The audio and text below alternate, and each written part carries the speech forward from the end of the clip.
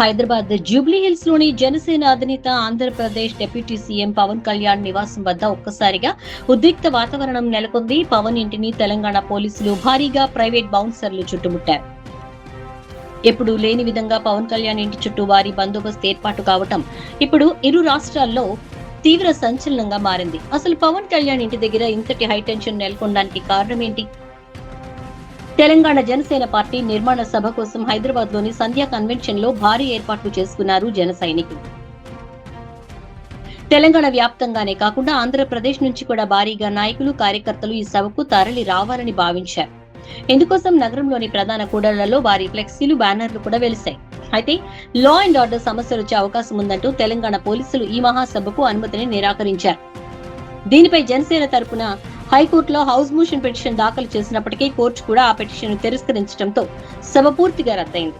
మహాసభ రద్దు కావడంతో పవన్ కళ్యాణ్ సంచలన నిర్ణయం తీసుకున్నారు. సాయంత్రం 4:30 నుండి 5:30 గంటల మధ్య తన నివాసంలోనే అత్యవసర ప్రెస్ మీట్ నిర్వహించబోతున్నట్లు ప్రకటించారు. కానీ ఈ సాధారణ ప్రెస్ మీట్ కు కూడా పోలీసులు అనుమతి ఇస్తారా లేదా అన్నది ఇప్పుడు పెద్ద ప్రశ్నార్థకంగా మారింది. సభ రద్దయిన విషయం తెలియడంతో సంధ్యా కన్వెన్షన్ వద్దకు చేరుకున్న జనసేన శ్రేణులంతా ఒక్కసారిగా పవన్ కళ్యాణ్ నివాసం వైపు తరలి వచ్చే అవకాశం ఉందని ఇంటెలిజెన్స్ వర్గాలు భావిస్తున్నాయి. కార్యకర్తలు భారీగా తరలి వస్తే ఉద్రిక్తతలు చోటు చేసుకునే ప్రమాదం ఉందన్న కారణంతో పోలీసులు ముందస్తుగా పవన్ ఇంటిని తమ అధీనంలోకి తీసుకున్నారు. ఈ పరిణామాలపై పవన్ కళ్యాణ్ కూడా ట్విట్టర్ వేదికగా స్పందించారు. కనీసం ప్రెస్ మీట్ కైనా అనుమతిస్తారా లేదో అంటూ ఆయన క్వశ్చన్ మార్క్ పెట్టడం రాజకీయ వర్గాల్లో మరింత వేడిని పెంచింది. పోలీసులు అనుమతి ఇచ్చినా ఇవ్వకపోయినా ప్రెస్ మీట్ పెట్టి తీరుతామని జనసేన గట్టి పట్టుదలతో ఉంది. ఈ రోజు తెలంగాణ ఆవరణ దినోత్సవం కావడం, అదే సమయంలో ఆంధ్రప్రదేశ్ ఉప ముఖ్యమంత్రి హోదాలో ఉన్నటువంటి పవన్ కళ్యాణ్ తెలంగాణలో సభ పెట్టాలని చూడటంపై రాజకీయంగా తీవ్ర చర్చ నడుస్తోంది.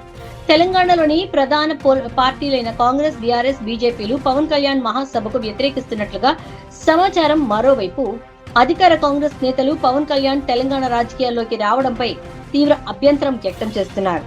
ఆంధ్రప్రదేశ్ డిప్యూటీ సీఎం గా ఉంటూ ఇక్కడ పార్టీ పెట్టడం వెనుక ఎవరో బినామీలు ఉన్నారని ఆరోపిస్తున్నారు. రేవంత్ రెడ్డి నాయకత్వంలో తెలంగాణ ప్రజలు సంతోషంగా ఉన్నారని, పవన్ కళ్యాణ్ ని ఇక్కడి ప్రజలు నమ్మే పరిస్థితి లేదని విమర్శించారు. ఏదేమైనా పవన్ కళ్యాణ్ ప్రెస్ మీట్ తో ఏం చెప్పబోతున్నారు? ఈ హై టెన్షన్